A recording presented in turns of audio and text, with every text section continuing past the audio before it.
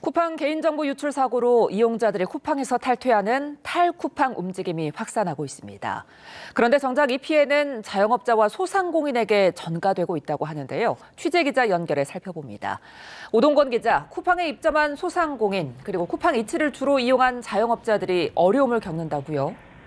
네, 그렇습니다. 자영업자들이 모여있는 인터넷 카페에는 쿠팡 정보 유출 사고 이후에 쿠팡 이츠에서 주문이 크게 줄었다는 글이 이어지고 있습니다. 쿠팡 멤버십 가입자들은 쿠팡 이츠에서 무제한 무료 배달 혜택을 사용할 수 있었기에 이용자들이 쿠팡 이츠를 많이 사용해왔기 때문입니다. 음식점 업체 중 쿠팡 이츠에만 광고비를 내고 운영했던 업체들은 이번에 타격이 클 것으로 보입니다. 쿠팡 이츠 외에 입점 업체들의 피해도 커지고 있습니다.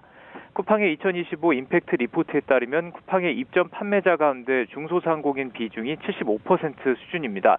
소상공인 파트너 23년 기준 약 23만 명이고 이들의 거래 금액은 약 12조 원이었습니다.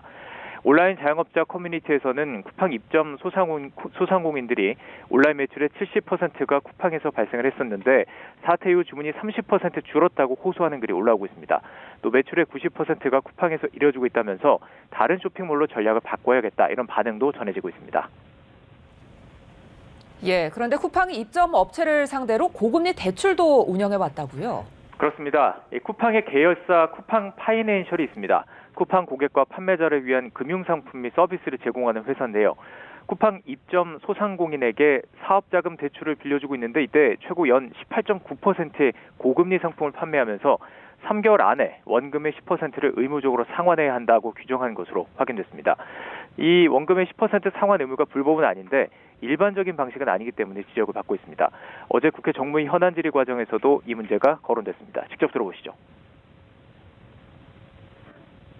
플랫폼의 압도적인 우월적 지위를 이용해서 사실은 그게 원가를 저도 이렇게 대략적으로 분석해 보면 그런 이자 원가가 반영된다 하더라도 그런 이자 비용이 발생할 수 없는 구조입니다. 그래서 이게 우월적 지위를 남용하는 전형적인 케이스로 저는 보고 있습니다. 금감원 고금리 대출에 대해서도 현장 점검에 나섰다고 밝혔습니다. 금감원은 또 쿠팡 임원들이 사태 전 주식 매각이 내부자 거래에 해당하는지에 대해서 필요하다면 미국 증권거래위원회와 협의해보겠다고 밝혔습니다. 지금까지 경제부에서 YTN 오동건입니다. 박대준 쿠팡 대표가 피해자 보상을 검토하겠다는 뜻을 밝힌 가운데 피해자들의 배상 요구도 본격화하고 있습니다. 집단 소송은 물론 분쟁 조정 신청 움직임도 있는데요. 윤태인 기자가 보도합니다. 쿠팡의 대규모 개인정보 유출 사태와 관련해 이용자들의 배상 요구가 잇따르고 있습니다. 포털 사이트에는 집단 소송을 준비하는 카페가 다수 검색됩니다. 법원에는 이미 개인정보 유출 피해를 배상하라는 집단 소송 소장이 접수됐습니다. 유출 사실만 확인이 되면 최대 300만 원까지 손해배상의 청구가 가능합니다.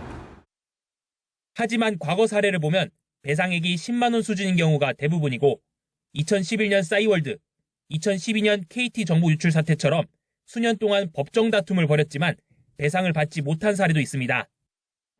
이런 이유로 집단 분쟁 조정을 신청하는 시민들도 있습니다. 분야별 전문가가 참여해 기업과 이용자의 갈등을 중재하는 제도로 민사소송보다 비용이 덜 들고 절차가 간소하다는 평가입니다.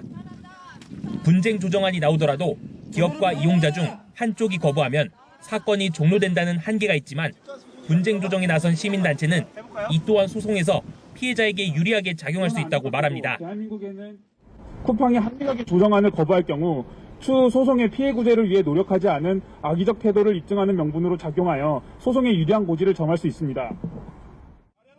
최근 개인정보 유출 사태가 발생한 SK텔레콤이 가입자 한 명에게 30만 원을 배상하라는 분쟁 조정안을 거부하면서 소송이 불가피해졌는데 분쟁 조정의 취지가 피해자 구제인 만큼 기업의 조정안 수락 여부를 과징금 산정에 반영하는 안을 검토해야 한다는 의견도 나옵니다.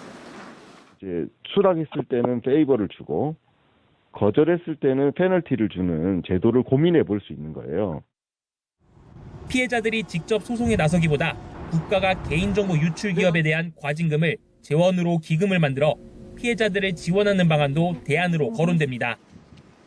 YTN 윤태인입니다.